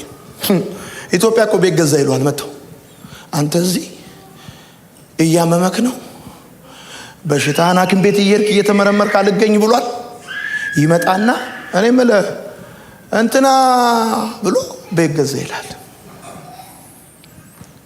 በፈተና ጊዜ የምትጠብቋቸው ሰዎች በመሰረቱ ሰው ስላለው እንደማይረዳችሁ እወቁ። ሰው ስለሚያውቃችሁ ውለታ ስለዋላችሁ ውለታ አይረዳችሁም። መጽሐፍ እንደዚህ ያለ ዓይኖቼን ወደ ተራሮች አነሳዋል ዳዊት፣ ረዳቴ ከወዴት ይምጣል። ተራራ ምን ማለት ነው ካላችሁ ኪሊማንጃሮ ራስ ዳሽን አይደለም። ተራራ በዛን ሲዝን ስልጣን ያለው ብር ያለው አቅም ያለው ዳዊትን ይረዳ የሚችል ነው። ረዳቴ አለ ሰማይና ምድርን ከሰራ ከእግዚአብሔር ዘንድ ነው ያለው። እግዚአብሔር ነው አይደለም። አንድ ሰው እኔን ለመርዳት ዘመዴ መሆኑ በቂ አይደለም። ብር ያለው መሆኑ በቂ አይደለም። የሚያቀኝ መሆኑ በቂ አይደለም። እኔ ውለታ ማድረጌ በቂ አይደለም። አንተ እኔን ለመርዳት ብር ስላለ ልትረዳኝ አትችልም። አንተ ከእግዚአብሔር ዘንድ ስትሆን ነው ልትረዳኝ የምትችለው። ስለዚህ ሰዎች በፈተና ጊዜ አልረዱኝም ብላችሁ እንዳትቀየሙ፣ እንዳታዝኑ። የሚጠበቁ ሰዎች አይመጡ። ስልክ አያነሱም። ይገርማል። ስልክ አያነሱም። ይገርማል። ሰልፊ ነው የሚነሱት። ጌታ ነግሮኛል። በህይወት ክሪቲካል በሆኑ ጊዜያቶች ውስጥ ኤክስፔክት የምታረጋቸው በሰላሙ ጊዜ እንኳን አደረሰ የምትላቸው የምትባባሉ ሻይ ምናምን የምጠጣ በጣም ውለታ ያረክላቸው ሰዎች የጨለመብህ ቀን ባይመጡ እንዳይገርም። ይሄ የሥራ ጸባይ ነው። ይሄ የባለ ራእይ ወጉ ነው፣ መንገዱ ነው። ሳያዩ መፍረድ ማለት ነው። ደግሞ በጣም ይገርማቸዋል። ደግሞ ሌሎች ሰዎች አሉ እናንተ ኤክስፔክት የምታደርጓቸው አይደል? የመጀመሪያዎቹ ሰዎች እነዚህ ናቸው። ሁለተኛዎቹ ሰዎች በፈተና ውስጥ በምትሆኑ ጊዜ የቅርብ ሩቅ የሆኑ ሰዎች ደግሞ አሉ። የቅርብ ሩቅ የሆኑ ሰዎች ማለት ምን ማለት ነው? ያውቁሃል፣ አያውቁም። ምን ማለት ነው? አይረዱም፣ አይጎዱም የሆኑ ሰዎች አሉ። የማይረዱም የማይጎዱም ሰዎች ደግሞ አሉ በዙሪያክ ፈተናው ስትሆን። ይገርማል። በምን አይነት ሁኔታ ውስጥ እያለፍክ እንደው እነዚህ ሰዎች ይገርማል። ይሁን እኔን የቅርብ ሩቅ ያልኳቸው ሰዎች አያዩም፣ አይሰሙም፣ አይጠይቁም፣ አይጨነቁም። ደግመዋል። አንተ ነፍስ ግቢ ውስጥ ገብተሃል። በፈተና ውስጥ ነው እያለፍክ ያለኸው። የረዳት ያለ እያልክ ነው። በዙሪያ ያሉ አንዳንድ ሰዎች አሉ። እነዚህ ሰዎች አያዩም፣ አይሰሙም፣ አይጠይቁም፣ አይጨነቁም፣ አይረዱህም፣ አይጎዱህም። እንዲህ ነው የሚሉ ሰላም ነህ ይለዋል። ሃይ ይለዋል። ምን ሁኔታ ውስጥ እያለፍክ እንደሆነ ምንም ዘያፍ ነው አይዲያ። አሁን ቸርች ውስጥ ልክ ቻሌንጅ ሲገጥመኝ ማለት ቻሌንጅ ይግጠመኝ አይግጠመኝ፣ ቸርቿ በምን ሁኔታ ውስጥ ትለፍ አትለፍ፣ ችግር ላይ አልሁን ምንም የማያውቁ ሰዎች አሉ። እሁድ ይመጣሉ። ሰላም እኔ ሌሊት አልተኛውም። እንዴት ነው? አንበጣበጥ። አይጠይቁም፣ አያዩም፣ አይሰሙም፣ አይጨነቁም፣ አይረዱህም፣ አይጎዱህም። ዘምረው ወደ ቤት ሄዳሉ። በቃ በአማረ ቀን ለኢየሱስ ምስጋና ብለው ወደ ቤት። በቃ እንዲህ አይነት ሰዎች አሉ። እንዴት እኔ የማልፍበት ሁኔታ እንዴት አይታያቸው ማለት የለብም። ኢቭን የቤተሰብ አባላት ሁሉ አሉ ታውቃላችሁ። ጠዋት ከእንቅልፋቸው ተነስተው ይለዋል። በተለይ ደግሞ ሀዝባንድ ከሆነ ይከብዳል። ሀዝባንድ ከሆነ ደግሞ ይከብዳል። ለምሳሌ አሁን አንዳንድ ሚስቶች ተጨንቀዋል፣ ያለቅሳሉ፣ ተቸግረዋል፣ ምጥ ውስጥ ናቸው ምናምን። እሱ ተነስቶ ፊቱን ታጥቦ ከፍሪጅ ውስጥ የሆነ ነገር አውጥቶ አይም አይሰማም፣ አይጠይቅም፣ አይጨነቅም። አንቺ ጥቆሪ ምን ሆነ ነው የጠቆርሽው አይል። ዛሬ ለምንድን ነው እንቅልፍ ያልተኛሽው አይል። ከእንደዚህ እግዚአብሔር ይጠብቃችሁ። እንደዚህ እግዚአብሔር ይጠብቃችሁ። ግን እንደዚህ አይነት ሰዎች አሉ። ፈተና ውስጥ በምታልፉ ጊዜ 3 አይነት ሰዎች አሉ በዙሪያችሁ። የመጀመሪያዎቹ በፈተና ውስጥ ሆን ይደርሱልኛል ብላችሁ የምትተማመኑባቸው፣ ግን ልክ ሲመሽ እንደ ጥላላት ይላሉ። ወዳጆቼ እንኳን አይደለም ሰው ሲመሽ ሲጨልም በመከራ ጊዜ እንቅልፍ እንኳን ይጠፋል። እንኳን ሰው ሌሎች ሰዎች ደግሞ አሉ በቃ ምንም እንደውም በዚህ ጊዜ ጠብቆ ካናዳ አይደል ያለው ብር ይላክልኝ ይለዋል። ኢየሱስ ጌታ ነው። ልትገረም አይገባህም። በቃ I have good news። አሁን የእናንተ መልእክት ነው። ልክ በፈተናው ስታልፉ ግን ከእግዚአብሔር ዘንድ የሆኑ ሰዎች አሉ። እነዚህ ሰዎች የማትጠብቋቸው ሰዎች ናቸው። እነዚህ ሰዎች እንደ ጠዋት ፀሐይ የሚያበሩላችሁ ሰዎች ናቸው። ይገርማችኋል። እንደ ጠዋት ፀሐይ ይመጣሉ። ቃላቸው መድኃኒት ነው። ዝምታቸው ፈውስ ነው። መገኘታቸው ብርታት የሆነ ሰዎች አሉ። እነዚህ ሰዎች ግን ይገርማችኋል፣ ዘመዶቻችሁ አይደሉም። ውለታ አላረጋችሁላቸውም፣ አታቋቸውም። ግን ከእግዚአብሔር ዘንድ ናቸው። እጃቸው ላይ ቅባት አለ። ወሬ አይደለም ያለው። ስብራታችሁን ይጠግናሉ። ቁስላችሁ ላይ ዘይት ያፈሳሉ።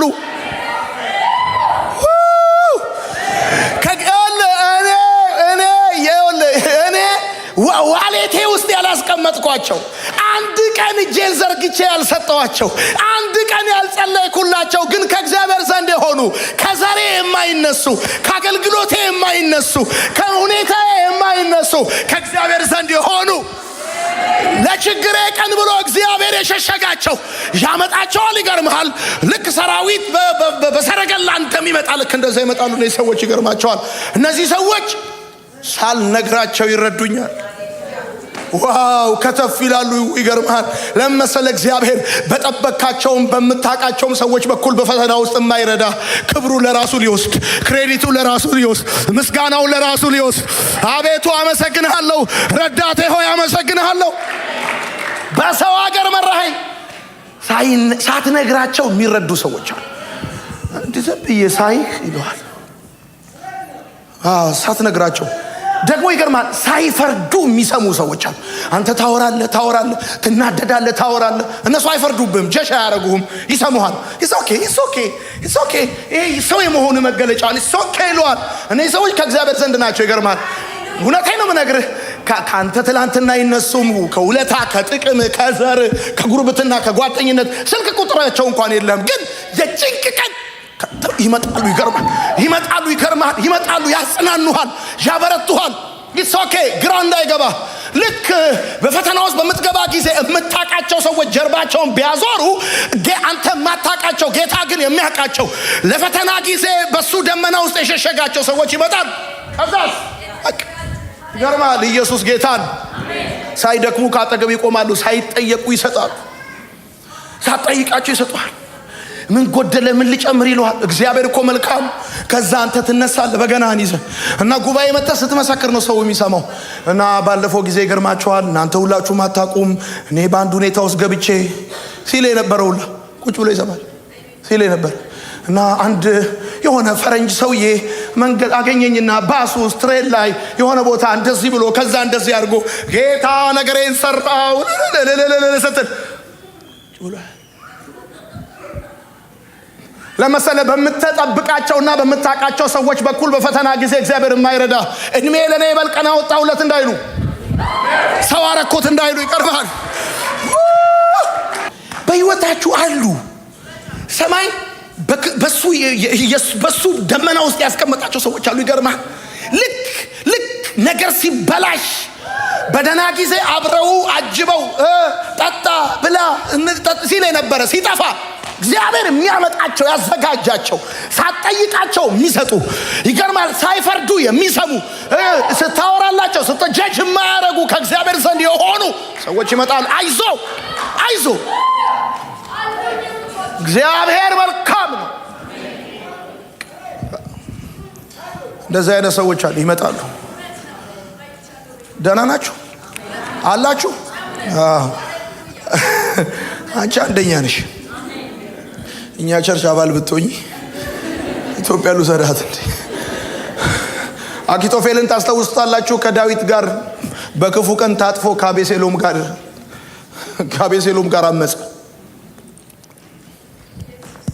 ይሁዳ ትዝ ይላችኋል? ከ12ቱ የጌታ ደቀ መዛሙርት መካከል የከተማ ልጅ እኮ ይሁዳ ብቻ ነው ያስቆሩቱ። ሌላ ሁሉ የገጠር ገበሬ ማህበር ልጅ እኮ ነው። የከተማ ልጅ አንድ ብቻ ነው ይሁዳ። ደሞ ልንገራችሁ፣ ይሁዳ እኮ ዝም ብሎ ሰው እንዳይመስላችሁ የተማረ ነው። አትሊስት በዛ ዘመን ፋይናንስ ሄድ ለመሆን መደመር፣ ማባዛት፣ መቀነስና ማካፈል መቻል አለባችሁ። የተማረ እኮ ነው። አንድ የከተማ ልጅ ቢኖር እኮ ነው የሸጠው። ስልጣን የሰጠው እኮ ነው የሸጠው አለ። ትዝ ይላችኋል ማርቆስ ከጳውሎስ እንዳፈገፈገ አሉ። ፈተና ውስጥ በምትገቡ ጊዜ ኢትስ ኦኬ።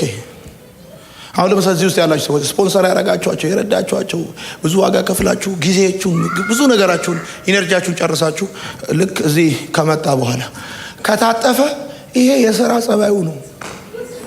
የባለ ራእይ መንገዱ ነው። ወጉ ነው። ኢትስ ኦኬ። ኔክስት የእግዚአብሔር ፕሮቪዥን አንተ በረዳው ሰው በኩል አለ።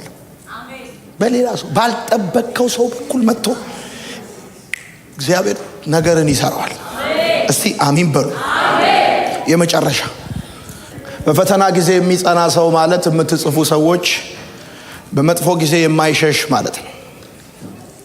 በፈተና ጊዜ የሚጸና ሰው ማለት እንደ ባህር ጥልቅ ጸጥ የሚል ሰው ማለት ነው። በባህሩ ላይ ንፋስ ይነፍሳል፣ ወጀብ ይነሳል፣ ባህሩ ከላይ ይተራመሳል። የባህሩ ጥልቅ ግን ጸጥ ይላል። በፈተና የሚጸና ሲል መጽሐፍ ወዳጆቼ ማዕበል ቢነሳም ጥልቁ ጸጥ እንደሚል፣ ንፋስ ቢነፍስም ጥልቁ ጸጥ እንደሚል፣ ዝናብ ቢዘንብም በባህሩ ላይ የባህሩ ጥልቅ ጸጥ እንደሚል፣ ፀሐይ ቢወጣም የባህሩ ጥልቅ ጸጥ እንደሚል ልክ እንደዛ በመጥፎ ጊዜ የማይሸሽ ስፍራ የማይለቅ ዲፊኒሽን የማይቀይር ሰው መሆን ማለት ነው። በከባድ ጊዜ የማይከዳ ማለት ነው።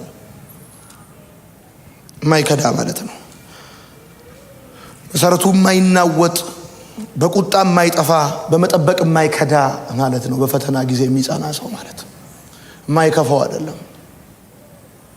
ኦኬ፣ እንደርሳለን፣ እናልፋለን፣ እግዚአብሔር ይረዳናል። አላየውም ያላችሁትን ብቻ አይደለም የእሱን እልፍ እግዚአብሔር ያሳያቸዋል። የዮሴፍ ወንድሞች ዮሴፍ እንደሞተና አውሬ እንደበላው ልብሱን በደም አጨማልቀው ማስረጃ ይዘው አባታቸው ጋር ሄዱ። ተመልከተው አሉት። ልብሱን የገዛው እሱ ነው፣ ያውቀዋል። ከዛ ልጄን አውሬ በልቶታል አለ። በደም ስሙኝ። የዮሴፍ ወንድሞች ልብሱን አምጥተው ከሰጡት በኋላ ያዕቆብ እንደዚህ ያለ፣ እኔ አይኑን አያለው ብዬ ልጄን አውሬ በላው። አዘነ፣ አለቀሰ፣ ማቅ ለበሰ፣ አመድ ነሰነሰ፣ አለቀሰ። በደም ስሙኝ። በእጁ ከገባው ማስረጃ በላይ በዙሪያ ያሉ አስረጃዎች ክፉዎች ናቸው። እደግመዋለሁ። ያዕቆብ በእጁ የልጁ ልብስ እንደ ኤቪደንስ ገብቷል፣ አይቶታል። እሱን ይዞ እንደዚህ ሲጨርስ ወንድሞቹ ደግሞ ክብ ሰርተው አዘንተኛ መስሎ ቁጭ ብለዋል።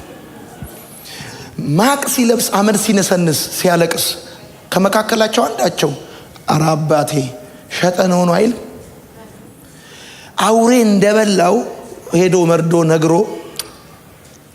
ስለዚህ ያዕቆብ ሁለት ነገር ነው። አንደኛ በእጁ ማስረጃ፣ በዙሪያው አስረጂ አለ። ልጁ እንደሞተ ይሁን እኔን። እግዚአብሔር ግን ዘመን ቆጥሮ በእጁ ያለውንም ማስረጃ በዙሪያ ያሉትንም አስረጃዎች አልፎ ያወለቁበትን ጨርቅ አይደለም ደረቱ ላይ ብረት አልብሶ ሰረገላ ላይ አቆሞ የአፉን ቃል ሕግ አድርጎ ሰጠው። ይሁን በፈተናው ልታልፉ ትችላላችሁ። በእጃችሁ ያለውንም ማስረጃ በዙሪያችሁ ያሉንም አስረጃዎች አልፎ እግዚአብሔር አምላክ በክብር ዘመናችሁን ይደመድመዋል። አሁን አሜን እንድትሉ ፈልጋል። እያልኳችሁ ያለሁት እንደዚህ ነው። ብዙ ማስረጃ፣ የሕክምና ማስረጃ፣ የሥራ ማስረጃ፣ የብዙ ነገር ማስረጃ እጃችሁ ላይ ሊኖር ይችላል። እሱ ብቻ አይደለም፣ በዙሪያችሁ ደግሞ ሕይወታችሁን የሚያውቁ አስረጃዎች ሊኖሩ ይችላሉ። እግዚአብሔር ግን እሱን አልፎ ፍጻሜያችሁን በክብር ያደርገዋል። በክብር ያደርገዋል። ወጀብ ሊኖር ይችላል፣ ፈተና ሊኖር ይችላል፣ ተግዳሮት ሊኖር ይችላል። መልካምነታችሁን እንዳታቋርጡ።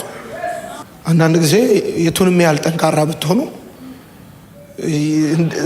እንደ ሰው ሲደክማችሁ ሀግ የሚያረጋችሁ ሰው ትፈልጋላችሁ። እና ሀግ እንዲያረጋችሁ ዝም ብሎ ሰው ሀግ አድርጓችሁ ኦኬ እንዲላችሁ ትፈልጋላችሁ። እንደዛ እንዲሏችሁ ኤክስፔክት የምታደርጓቸው ሰዎች በሌሉበት አንዳንድ ጊዜ የማታውቋቸው ሰዎች ወደ ህይወታችሁ ይመጣሉ። ማታውቋቸው የሚገርም ጴንጤውን አገልግለ ድንገት ኤርፖርት ስትሄድ የማታውቀውን ኦርቶዶክስ ታገኝና የሚገርም የህይወት ምስክርነት ይነግራል። ቴንኪው ሀግ ያረጋል፣ ያቅፋል። አንኤክስፔክትድ የሆኑ ሰዎች አሉ። አንድ ሰው ከኢየሩሳሌም ወደ ኢያሪኮ ሲሄድ ወንበዴዎች እጅ ገባና ደብድበው ጣሉት። ካህኑ መጣ፣ ትቶት ሄደ። ኤክስፔክትድ ነው። ሌዋዊው መጣ፣ ኤክስፔክትድ ነው። ግን ሌላ መጣ፣ በዘር በሃይማኖት የማያውቀው ውለታ ያደረገለት ሌላ መጣ፣ ከወደቀበት አነሳው። ያ የወደቀው ሰውዬ የማስበው ሌዋዊው ትቶት ሲሄድ፣ ካህኑ ትቶት ሲሄድ እየመሸ በሄደ ቁጥር አውሬ እንደሚበላው ሊያስብ ይችላል። በቃ ወድቄ ቀረው፣ ጨከኑብኝ ማለት ነው ሊል ይችላል። ግን ይገርማቸዋል። የሄደው ይሂድ፣ የቀረው ይቅር። ግን ሌላ መጣ፣ የሚበልጥ ነው የመጣው። ቅባት የያዘ መጣ። አህያው ላይ አወጣው፣ ቁስሉ ላይ ዘይት አፈሰሰለት። እናንተ ማጠቅሙ ባለመድኃኒቶች አለ ኢዮብ፣ በቁስሉ ላይ እንጨት ሰደዱበት። እና ኢትስ ኦኬ። አንዳንድ ጊዜ ሁሉ ነገር ሙሉ ነው ማለት የሆነ ቀን ቻሌንጅ አይገጥማችሁ ማለት አይደለም። ግን እግዚአብሔር በየብስ ስትጠብቁት በባህር ስትጠብቁት በሰማይ፣ በደቡብ ስትጠብቁት በሰሜን ይመጣል። አጠገባችሁ ያሉ ሰዎች ጩኸታችሁ አልሰማ ሲላቸው ሩቅ ያሉት ሰዎች እንዲያሰማ ያደርጋል እግዚአብሔር። መቀየም የለባችሁም። ቢ ስትሮንግ። እግዚአብሔር ወዳየላችሁ ወደዛ ነገር ትደርሳላችሁ፣ ትመጣላችሁ። በፈተና የሚጸና ሰው አለ መጽሐፍ የተባረከ ነው። ላንብበው። በፈተና የሚጸና ሰው የተባረከ ነው አለና ቀጥሎ ሲናገር እንደዚህ አለ ሲናገር የተባረከ ነው፣ ምክንያቱም ፈተናን ሲቋቋም ታውቃላችሁ። ሚስ አንደርስታንድ እንደመደረግ ያለ ከባድ ነገር የለም። ኢትስ ኦኬ። እና ዛሬ ማታ እንድትሆኑ የምፈልገው እንድትጽናኑ፣ እንድትበረቱ፣ እግዚአብሔር እንደሚረዳችሁ፣ አደርጋለሁ ያላችሁን ነገር እንደሚያደርግላችሁ፣ በፍጹም ሞታችሁን እንዳትጸልዩ እግዚአብሔር ማዳኑን ያሳያችኋል። እግዚአብሔር ባሪያውን በተመለከተበት ወራት እንደዚህ ያደረገ ስትሉ እውነቴን ነው የምነግራችሁ። ፈተናን ሲቋቋም እግዚአብሔር ለሚወዱት የሰጠውን ተስፋ የሕይወትን አክሊል ያገኛል። እዚህ ያላችሁ አገልጋዮች፣ ፓስተር አገልጋዮች፣ በመዘምራን በልዩ ልዩ ሁኔታ ውስጥ ያላችሁ ቅዱሳን ሁላችሁ ከፈተና ነፃ የሆነ ሰው የለም። የፈተናው አይነት፣ ይዘቱ፣ ጥልቀቱ ሊለያይ ይችላል። ሁላችንም እንፈተናለን። ግን በፈተና የሚጸና ስፍራችሁ እንዳትለቁ። አሁን ጌታ ዛሬ እየተናገራችሁ ያለው ስፍራችሁ እንዳትለቁ፣ ዲፊኒሽን እንዳትቀይሩ። ከፈተናው በፊት አምላኬ ነው ብላችሁ ዘምራችኋል። በፈተናም ውስጥ አምላኬ ነው የሚለውን ቀጥሉ። ለምን? ማዕበል እንደሚመጣ ያልፋል። ክረምት መጥቶ በጋ እንደሚመጣ ያልፋል። አሁን ያላችሁበት ሁኔታ መጨረሻችሁ አይደለም፣ ማብቂያችሁ አይደለም። አሁን ያላችሁበት ሁኔታ ወይም ነገ የምትገቡበት ሁኔታ እናንተ ቅጣት አይደለም፣ ቁጣ፣ መቅሰፍት እንደተቀጸፋችሁ ሊቆጥሩ ይችላሉ። ግን እነግራችኋለሁ መጽሐፍ እንደሚናገር ትዝ ይላችኋል። መጽሐፍ እንደሚናገር ኢዮብ ከነበረው ሁሉ እግዚአብሔር እንዴት እንደባረከው እጅግ ውብ የሆነች የሚማ የምትባል ሴት ልጅ እንደወለደ እንዴት እግዚአብሔር ብሌስ እንዳረገው ሰውነቱን በገል ያክ የነበረ ሰውዬ ሀብት ንብረቱን ያጣ ሰውዬ እንደዚህ ያለ የማይመረመረውን ይሄን ልናገር ፍቀዱልኝ የማይመረመረውን ታላላቅ ነገር ሲል የማይቆጠረውን ሲል ሰው የሚቆጥረው ነገር ሲኖረው ነው የማይቆጠረውን የሚለው 1 2 3 4 5 6 ብሎ መቁጠር ሲያቅተው እግዚአብሔር የማይቆጠረውን ያረጋል የሚለው ታላላቅ ነገር ያረጋል ሊል የሚችለው ትልቅ ሆኖ ነው። የነበረውን አጥቶ ተዋርዶ እንደዚህ ይላል። የሚቆጠር ነገር የለም የማይቆጠረውን ይላል። ተዋርዷል ትልቅ ነገር ይላል። ኢዮብን ልዩ የሚያደርገው እዛ ሁኔታ ውስጥ ከመግባቱ በፊት ሚስቱ ዲፊኒሽን ቀይራለች። ስለ እግዚአብሔር የነበረው መረዳት አላስነካም። እግዚአብሔር ሰጠ፣ እግዚአብሔር ነሳ፣ እግዚአብሔር ስም የተባረከ። አይኔ አየች፣ ጆሮዬ ነበር የሰማች። እንዲህ የምትሉበት ቀን ቅርብ ነው። እንዲህ የምትሉበት ቀን ቅርብ ነው። የሆኑ ሰዎች ይመጣሉ። አሁን ይሄው ባረኳችሁ። የሆኑ ሰዎች ዳዊት ምርኮ በተወሰደበት ጊዜ መንገድ ላይ አንድ ኮምፓስ እንዳገኘ እውነቴን ነው የምነግርህ። እግዚአብሔር አምላክ እጃችሁን ባፋችሁ ሊያስጭናችሁ ሲፈልግ በኢትዮጵያ ኮሚኒቲ ውስጥ አይደለም፣ ከኢትዮጵያ ኮሚኒቲ ውጭ በሆነ ሰው ይመጣና ነገርህን አስተካክሎት ከዛ በኋላ ሌላው ሰው ለምስክርነት የሚሰበሰበው